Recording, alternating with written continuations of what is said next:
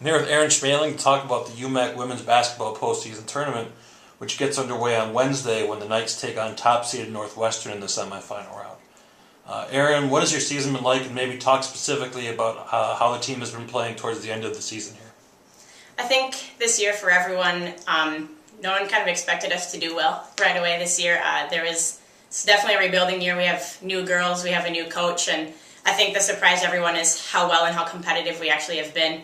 And there was never a doubt in our minds that we could be here. We, at the beginning of the year, set goals for our year, and one of our goals was to be in the tournament. And we're fulfilling that goal this year, and I couldn't be happier with where we are going into this upcoming week and this upcoming postseason. We have proven ourselves to be a very respectful team, or we should be very respected, and we were playing well going into it, and we're gelling well together, and I think we're hitting our peak as we're coming into playoffs, which is exactly what it should be.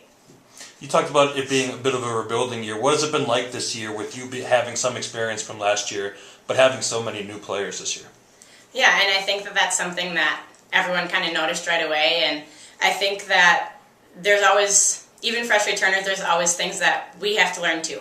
And there's never going to be a day that we come into practice that we already think we got everything all figured out. So I think those, and especially having a young team, they keep us accountable. It's easy for upperclassmen and a lot of times returners to say something and not always follow through with it. So they definitely keep us for our word and keep us accountable and help us thinking about the little details that we need to work on as well every day and in day in and day out of practice as well.